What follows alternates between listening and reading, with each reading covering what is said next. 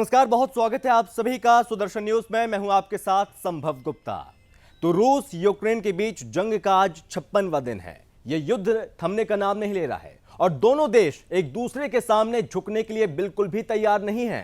और रूसी सेना आए दिन और भी ज्यादा हमलावर होती हुई नजर आ रही है। वहीं यूक्रेनी सेना अमेरिका और अन्य बड़े देशों की मदद से युद्ध में डटकर लगातार खड़ी हुई है। और रूस के वर्चस्व को कम करने के लिए अमेरिका भी नहीं चाहता कि यह महायुद्ध खत्म हो इतनी जल्दी। ऐसा इसलिए कहा जा रहा है क्योंकि अमेरिका एक बार फिर से यूक्रेन को सैन्य सहायता पैकेज मुहैया कराने जा रहा है।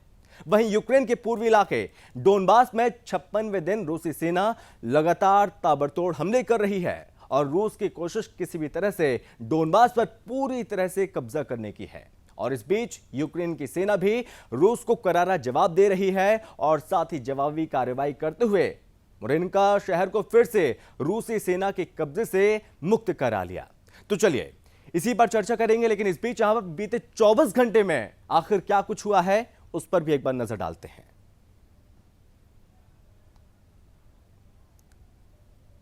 तो बीते 24 घंटे में हम आपको बताएंगे कि किस तरह से यहां पर हमले लगातार हो रहे हैं और ये आपको बताते हैं जहां पर रूस यूक्रेन युद्ध का आज 56वां दिन है। युद्ध लगातार जारी है, लेकिन इस बीच यहां पर कई शहरों में अभी भी लगातार हमले हो रहे हैं। ऐसे कई शहर मारिउपोल, खार्किव, लवीव, इन तमाम शहरों में अभी भी ताबड़तोड़ मिसाइलें दागी जा रही हैं। ये युद्ध थमने का नाम नहीं ले रहा है और इस बीच यहां पर यूक्रेन के डोनबास पर कब्जे की तैयारी कर रहा है रूस। ये बड़ी खबर और साथ ही साथ बड़ा अपडेट भी हम आपको बता रहे हैं क्योंकि डोनबास महत्वपूर्ण है। पूर्वी यूक्रेन पर नियंत्रण के लिए रूस ने हमले तेज कर दिए हैं कई शहरों में, जो कि लगातार मिसाइलें दागी जा रही हैं। और डोनबास के जयपुरिजिया और साथ ही निप्रो में भी मिसाइलें दागी हैं रूसी सैनिकों ने। और इसी के साथ बड़े अपडेट जो कि निकलकर सामने आ रहे हैं, जहां पर मिसाइलों से हमला हो रहा है, बमबारी हो रही है। और यूक्रेनी सैनिकों ने डोनबास में 24 घंटे में रूस के 12 टैंक नष्ट किए। यहां पर यूक्रेनी सेना ने मुंहतोड़ जवाब दिया और यूक्रेनी सैनिकों ने रूस का एक आर्टिलरी सिस्टम भी तबाह कर दिया है, क्योंकि यहां पर रूसी सैनिक लगातार आगे बढ़ रहे थे और जब हम यहां पर हमला हो रहा था तो यहां पर जवाब भी दिया। और रूसी सैनिकों ने खार्किव समेत पूर्वी शहरों पर हमले तेज कर दिए हैं। यहां पर भी हमले हो रहे हैं और साथ ही कनाडा ने पुतिन की 2 बेटियों पर बैन लगा दिया है। ये बड़ा अपडेट, जी हां। और साथ ही 12 अन्य रूसी नागरिक भी प्रतिबंध के दायरे में हैं, जहां पर कनाडा ने यह प्रतिबंध लगाए हैं, जहां पर पुतिन की 2 बेटियों पर प्रतिबंध। और साथ ही साथ मारिंका शहर पर फिर से यूक्रेनी सेना ने कब्जा कर लिया, क्योंकि पहले ये कब्जा मारिंका शहर पर रूसी सैनिकों ने कब्जा कर लिया था, लेकिन अब एक बार फिर से यूक्रेनी सेना ने इस क्षेत्र को छुड़ा लिया है और अपने कब्जे में वापस ले लिया है मारिंका शहर को। और मारिंका पर मार्च से रूसी सेना का नियंत्रण था, क्योंकि रूसी सेना धीरे धीरे यहां पर लगातार कई शहरों में जो कि कब्जा कर रही थी रूसी सेना। और अब मारिंका पर मार्च से रूसी सेना का जो नियंत्रण था वो एक बार फिर से यहां पर यूक्रेन ने अपना कब्जा कर लिया है। और ये हो गए हैं बीते 24 घंटे में जो बड़े अपडेट निकलकर सामने आए हैं, क्या कुछ हुआ। और इस बीच यहां पर बड़ा अपडेट हम आपको बता रहे हैं, बड़ी खबर, जहां पर किस तरह से युद्ध चल रहा है और इस बीच यहां पर युद्ध में क्या कुछ हुआ और किस तरह से लगातार हमले हो रहे हैं, क्योंकि 56वां दिन है इस युद्ध का और लगातार इस तरह की खबरें लगातार सामने आ रही हैं कि किस तरह से यहां पर जो यूक्रेनी नागरिक हैं वो यहां पर उनको विस्थापित होना पड़ रहा है, क्योंकि इतने दिन में 56 दिन में अब तक यहां पर 50 लाख से ज्यादा लोग शरण ले चुके दूसरे देशों में। और इस बीच यहां पर बड़ी खबर हम आपको बता रहे हैं, जहां पर डोनबास पर नियंत्रण के लिए रूस ने निर्णायक लड़ाई छेड़ दी है अब, और रूस ने पूर्वी मोर्चे पर डोनबास पर हमला शुरू कर दिया है। यूक्रेन के लवीव में भी बमबारी लगातार हो रही है। ये बमबारी लगातार जारी है, जहां पर लोगों को काफी ज्यादा नुकसान हो रहा है। सबसे ज्यादा नुकसान हो रहा है यूक्रेनी सेना को, क्योंकि रूसी सेना ने हमले यहां पर तेज कर दिए और डोनबास पर नियंत्रण के लिए रूसी सेना ने यहां पर हमले तेज किए हैं और ये हमले लगातार जारी हैं। और इस बीच यहां पर धमकी भी दी जा रही है, लेकिन ऐसी कई खबरें सामने आ रही हैं जहां डोनबास में कई जगहों पर जो हमले हो रहे हैं वहां पर जो रिहायशी इमारतें हैं पूरी तरह से नष्ट हो चुकी हैं, पूरी तरह से यहां की इमारतें बर्बाद हो चुकी हैं। इसी पर चर्चा करेंगे और चर्चा करने के लिए हमारे साथ मेहमान भी जुड़ गए हैं। आज हमारे साथ 3 मेहमान हैं। सबसे पहले retired major general A.K. Srivastava हमारे साथ जुड़ गए हैं, रिटायर्ड लेफ्टिनेंट कर्नल जय सोढ़ी साहब हमारे साथ जुड़ गए हैं और साथ ही साथ रिटायर्ड कर्नल TPS त्यागी सर हमारे साथ जुड़ गए हैं। आप तीनों मेहमानों का सर बहुत स्वागत है। धन्यवाद जी श्रीवास्तव, मैं आपसे सबसे पहले समझना चाहूंगा कि 56 दिन हो गए हैं इस युद्ध को लेकर, लेकिन अभी आप सर कैसे असेस कर रहे हैं इस चीज को? देखो 56 दिन हो गए हैं, सिचुएशन बड़ी क्रिटिकल है। अभी जब से रूस का मास्कोवा जहाज को सुनने में आया पॉसिबली जो नेपट्टून मिसाइल से उड़ा दिया है यूक्रेन ने ब्लैक सी में, तब से काफी सिचुएशन में फर्क आया है और कहीं ना कहीं रूस जो है बिल्कुल पूरे जोरों से डोनबस का इलाका जो ईस्ट यूक्रेन है उसको लेने की कोशिश कर रहा है। हाँ। जिसके अंदर खार्किव से लेके डोनेत्स्क और लुहांस्क का एरिया है, जहां 60% की पॉपुलेशन रूसियन स्पीकिंग है और 18% लोगों के पास रशियन पासपोर्ट है। उसको लेके मारियापोल को वो चाहता ले और कहीं डोनबस से क्रीमिया के साथ जोड़े और फिर ये जो उड़ीसा और खारसोन जो टाउन है पोर्ट सिटी उनको ले, जिससे वो सी ऑफ अजो और ब्लैक सी को भी एक प्रकार से डोमिनेट करे। तो ये एक प्रकार से पूरा का पूरा जो क्रेसेंट है वो ईस्ट से लेके साउथ तक ले और उसमें लेने के लिए वो पूरा का पूरा अपना जोर लगा रहा है। अब उसने अपने फोर्सेस जो है वेस्ट से हटा के पूरी डोनबस की तरफ कर दी है। हाँ। मगर ये भी सच है यूक्रेन जो है बहुत जबरदस्त मुकाबला कर रहा है और लड़ाई जो है बहुत ज्यादा हो रही है। मारियापोल जो एक बहुत इंपॉर्टेंट टाउन है रूस के लिए लेने के लिए, जो क्रीमिया को डोनबस से जोड़ेगा, वो भी अभी तक गिरा नहीं है। वो 60 से 70% बर्बाद तो हो गया है। हाँ। मगर वहां पर यूक्रेन की फौज अभी भी डट के लड़ रही है। तो मुझे लगता है कि आने वाले समय में बहुत सिचुएशन भयानक होगी और रूस ने अपना पूरा जोर लगा देगा कि वो कहीं डोनबस के इलाके ले।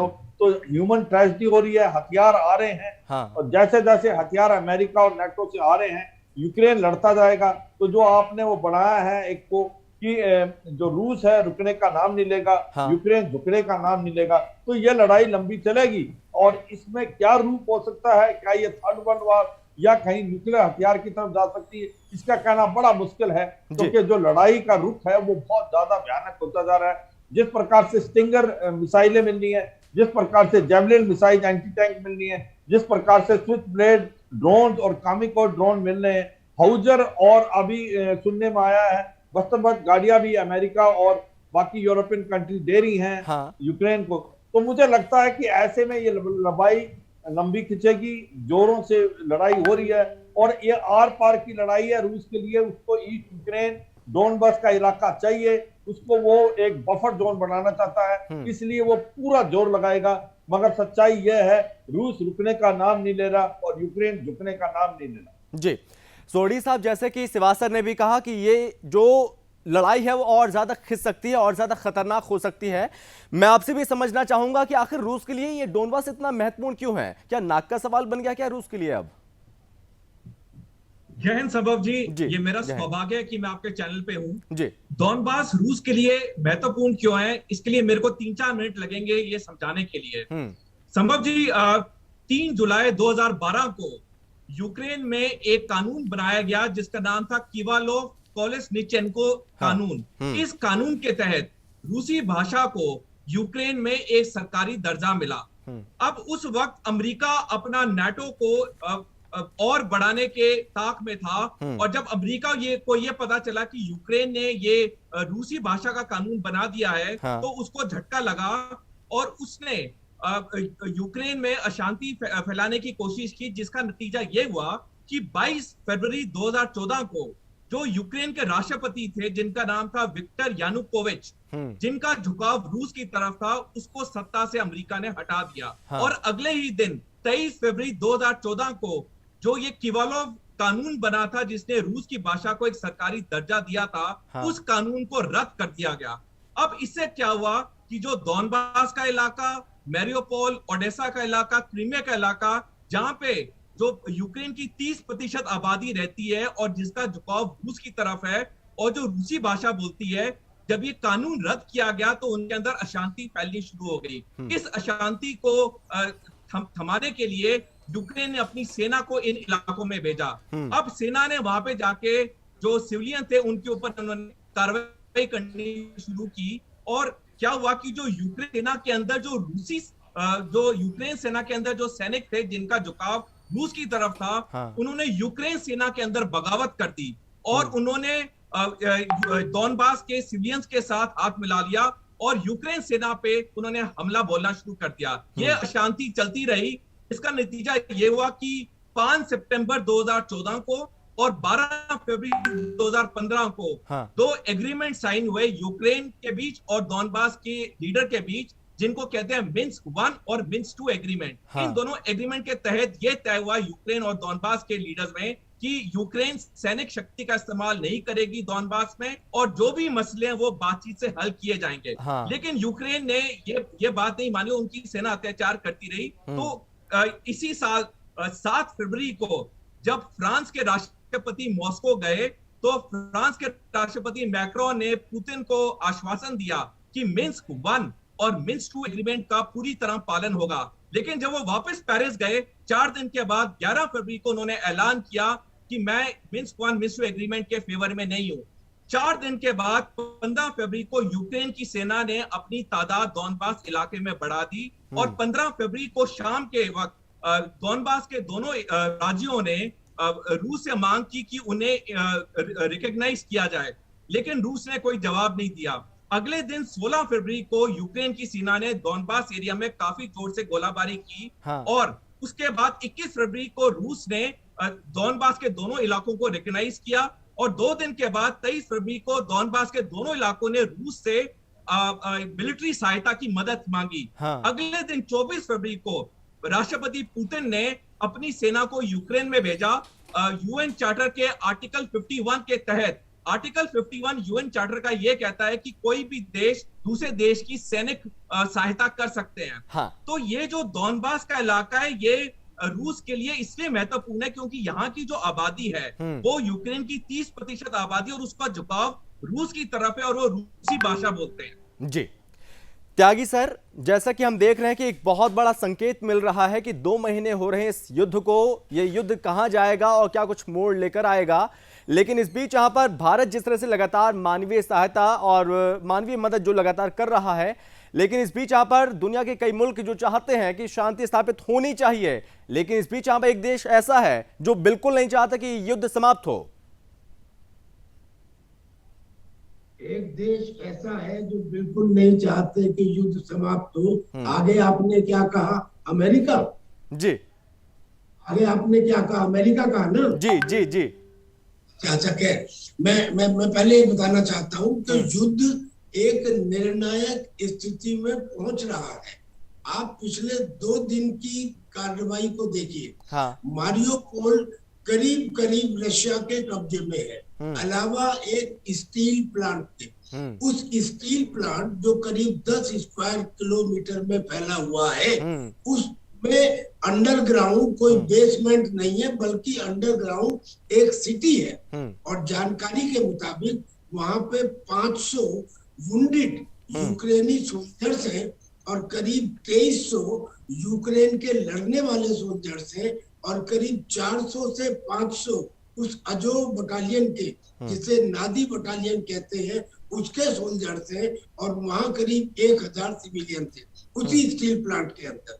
अब रशिया उस स्टील प्लांट को अगर चाहे तो तुरंत तबाह कर सकता था, लेकिन रशिया ने ऐसा नहीं किया। उसने उसे एनसर्कल तो कर लिया। हालांकि वहां पे काफी सप्लाई मौजूद थी, मगर अब और सप्लाई आने का रास्ता काट दिया और वो इंतजार कर रहे हैं क्योंकि वहां एक मेटलर्जिकल यूनिट है जो बहुत इंपॉर्टेंट है। रशिया नहीं चाहता कि वो डिस्ट्रॉय हो। शायद आने वाले समय में रशिया उसे चीन को देना चाहता है। मगर अब स्थिति क्या हुई कि वहां का जो कमांडर है, उस कमांडर ने ये कह दिया कि मैं आखिरी बार आपसे शायद बात कर रहा हूँ, मेरे पास कुछ ही घंटे बचे हैं या कुछ ही दिन बचे हैं। इससे 4 रोज पहले वहां करीब 150 यूक्रेन के 9 सैनिकों ने सरेंडर किया था। आज 5 सैनिकों ने सरेंडर किया। यानी ये कहना कि यूक्रेन झुकेगा नहीं, अब इसके अंदर दरार आ चुकी है, झुकना प्रारंभ हो चुका है। जब मूवमेंट और जो बिल्कुल दिखाई दे रहा है मारियोपोल पे कब्जा होने के बाद डोनबास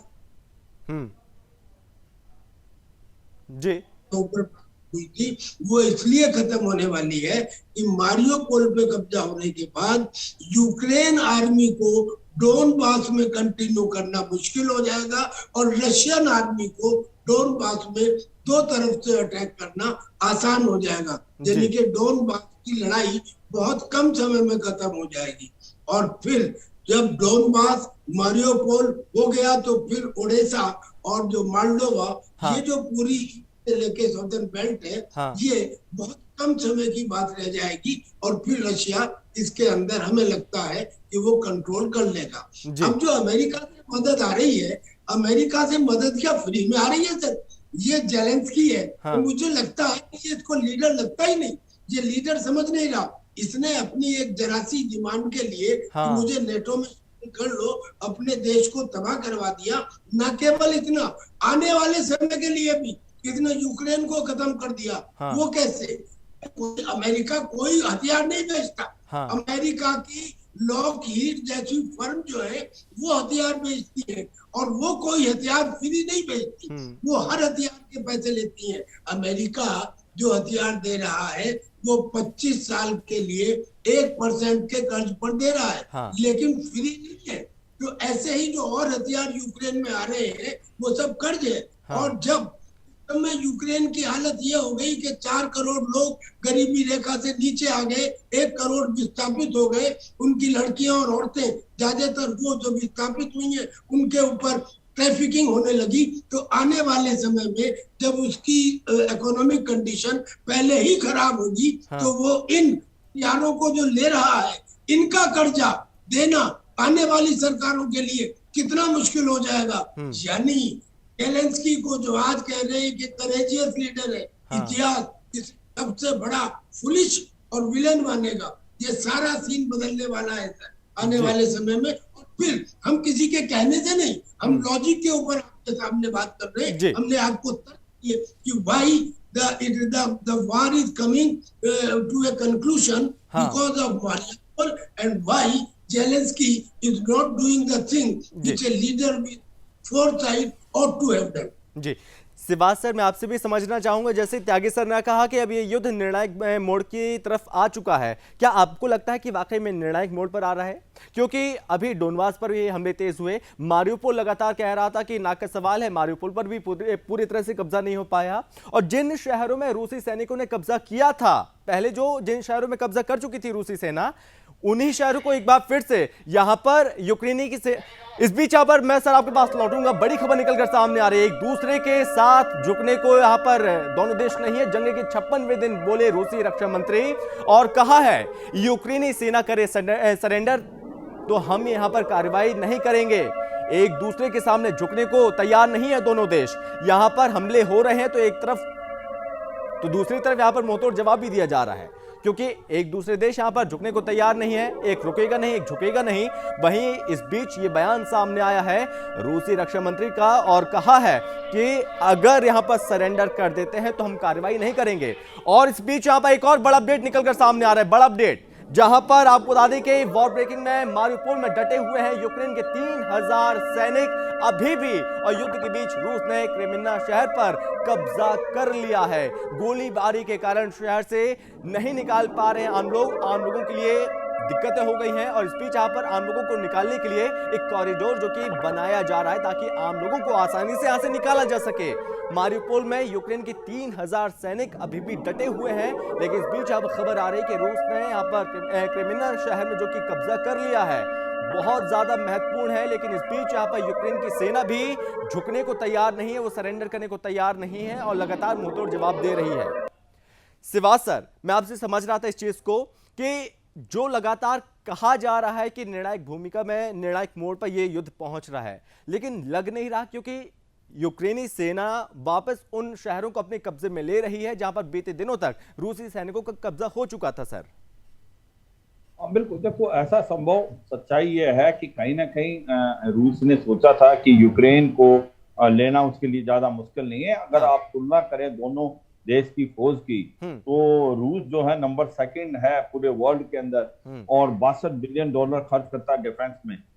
बल्कि जो यूक्रेन है वो 22वें नंबर पे है, करीब 2 से $2.5 बिलियन ही खर्च करता है वो अपने डिफेंस पे। और अगर देखा जाए टैंक देखे जाएं और उसकी अटैक हेक्टर देखे जाएं, जहाज देखे जाएं, तो 10 गुना ज्यादा थे रूस के पास। तो रूस ने सोचा था कि चंद एक दिनों में वो पूरे यूक्रेन का कब्जा कर लेगा, मगर सच्चाई यह है कि ऐसा नहीं हुआ। यूक्रेन की जो फौज थी वो बहुत ही अच्छी लड़ी। जो रजिस्टर उसने ऑफर दिया वो काबिल तारीफ है, और कहीं ना कहीं जेलेंस्की अच्छा या बुरा उसकी जो इंस्पायरेशन लीडरशिप है उसने भी इम्पैक्ट किया। और तीसरा जो हथियार मेरे हैं, जो कि डिफेंसिव हथियार हैं मगर हैं बहुत ही काबिल, जिस प्रकार से anti tank weapon javelin missile टैंकों को बर्बाद करने के लिए काफी साकार सिद्ध हुई, इसी प्रकार से जो एंटी एयरक्राफ्ट मिसाइल स्टिंगर और कामिको ड्रोन, उन्होंने एक पलटा ही बदल दिया पूरी लड़ाई का। हुआ क्या है कि जो अब लड़ाई है, कहीं ना कहीं रूस ने सोचा कि जो वेस्टर्न पोर्शन है वो कुछ नहीं कर पाएंगे, कीव और बाकी जो सिटीज थे उससे अब उसने अपनी फौज हटा के ईस्ट यूक्रेन की तरफ ले लिया। एक तो धक्का मैंने बताया था कि सबसे ज्यादा मॉस्कोवा का डूबने का लगा है रूस को, क्योंकि वो 3rd नंबर की लार्जेस्ट शिप थी, एक फ्लैगशिप शिप थी, और वो करीब 1982 से वो कमीशन हुई थी। तो ऐसे में हो क्या रहा है कि अब जो लड़ाई चल रही है डॉनबस के निर्णायक रूप में है, मगर यूक्रेन बहुत जोरों से लड़ रहा है, उसको हथियार मिल रहे हैं, और हथियार मिलने से वो एक अच्छा रजिस्टेंस दे रहा है। मैं कहता हूं कि डॉनबस का इलाके में ज्यादा दिन नहीं लगेंगे। उसकी वजह यह है कि वहां पर 60 से 70% लोग रशियन स्पीकिंग हैं, वो रशियन बैक सेपरेटिस्ट हैं, 18% के पास करीब की पासपोर्ट है, मगर इसके बावजूद जी मारियापोल जो कि एक पोर्ट सिटी है, 3-4 बार बोल दिया कि रूस ने उसको ले लिया, फिर यूक्रेन ले लेता है। तो मुझे लगता है अगर यूक्रेन को हथियार मिलते रहे इस प्रकार से मिल रहे हैं, तो ये लड़ाई इतनी आसानी से डॉनबस के इलाके में भी खत्म नहीं होगी। जिस प्रकार से हम सोच रहे हैं कि हो सकता है वो खार्किव का इलाका और डॉनबस का इलाका, मारियापोल और उड़ीसा और खारासोन ले लेगा, मुझे लगता है इसमें समय लगेगा। और ऐसे में कहीं ना कहीं पुतिन जो है वो अपना धैर्य खो सकते हैं और ये लड़ाई बढ़ सकती है, इसका डर है। और ये सच्चाई है कि ये फायदा वेस्टर्न कंट्रीज को और अमेरिका को हो रहा है, क्योंकि उसके हथियार बिक रहे हैं। यही नहीं यूक्रेन ले रहा है, अब सभी जो छोटे छोटी कंट्री वर्ल्ड में हैं उनको एक घबराहट है कि आज यूक्रेन कल हम, तो वो भी हथियार लेने की तरफ जा रहे हैं। कंट्री लाइक स्वीडन, फिनलैंड, जो कि आज तक नाटो में हिस्सा नहीं बनना चाहते थे, इसके बाद वो भी यूरोपियन यूनियन का हिस्सा मगर नाटो में आने का अभी उनका भी मन बना लिया। तो एक पूरा वर्ल्ड ऑर्डर चेंज हो रहा है, एक माहौल चेंज हो रहा है। और ऐसे में सच्चाई यह है कि रूस को इतनी जल्दी से आसानी से सक्सेस मिलना मुझे लगता है काफी मुश्किल है। इस प्रकार से यूक्रेन को हथियार मिल रहे हैं, अमेरिका चाहता लड़ाई बढ़े, उसके हथियार बिके, यूरोप में वो गैस और ऑयल बेचे। सोडी सर, मैं आपसे भी समझना चाहूंगा इस चीज को। जी सोडी सर, मैं आपसे भी समझना चाहूंगा कि रूस और यूक्रेन के बीच आखिर क्या है कि शांति समझौते में मुश्किल हो रही है। और दूसरी चीज ये भी सर कि एक तरफ गलियारा खोला है रूस ने कि अगर अभी सरेंडर कर देंगे तो बच जाएंगे, फायदे में रहेंगे, अगर आगे हमने मौका नहीं दिया तो भाई अपना सोचना क्या होगा। देखो ये है कि रूस जो ये दे रहा है वो एक साइकोलॉजिकल वारफेयर का हिस्सा है कि आप अगर हथियार डाल देंगे तो हम आपके साथ दूसरा सलूक करेंगे। अगर यूक्रेन की फौज हथियार नहीं डालने वाली, मारियापोल में लड़ाई बढ़ती जाएगी। कितने दिन चलेगी ये तो टाइम ही बताएगा, मगर सच्चाई है यूक्रेन की फौज जहां भी लड़ रही है, एक अच्छी लड़ाई का मुजाहरा किया है। तो ये सच्चाई है कि लड़ाई। त्यागी सर मैं आपके पास भी लौट रहा हूं। त्यागी सर अपनी बात कहिए। जी सर मैं जनरल सिवाज हमारे सीनियर है, लेकिन मैं इन्हें बताना चाह रहा हूँ ये जो कह रहे हैं मारियोपोल में लड़ाई और बढ़ेगी। सर ऐसा नहीं कि हम परसेप्शन पे या अपनी ओपिनियन पे बात करें, हम फैक्ट्स पे बात करें। क्या ये सच नहीं है कि मारियोपोल के उस 5% हिस्से को जो बचा हुआ है 95 पे रशिया ने कंट्रोल कर लिया है। उस 5% हिस्से में जो वो सैनिक हैं वो डटे हुए नहीं है, वो छुपे हुए हैं। बिल्कुल, वो उस बंकर में छुपे हुए हैं, जिनके कमांडर ने ये कह दिया है कि अब हमारे पास कुछ ही घंटे बचे हैं। हाँ। क्या इसे आप ये कहेंगे कि वो रेजिस्टेंस दे रहे? No, now it is a question of surrender or death in few hours, and I think by tomorrow if it is over और मारियापोल के खत्म होते ही फिर ये कहना। चलिए सर, वक्त की कमी है सर, वक्त की कमी है सर। मैं एक बात मैं बताऊं संभव, देखो ऐसा है जी कि हर चीज का परसेप्शन नहीं होता करने त्यागी। हाँ, आप देखो ग्राउंड पे सिचुएशन क्या है। बिल्कुल सर। वक्त का हेर फेर है। अगर मान लो इनको हथियार मिलते रहे, लड़ाई हाँ। बढ़ेगी। मारियापोल की लड़ाई इतनी जल्दी खत्म नहीं होगी, आप देखेंगे अभी आने वाले समय।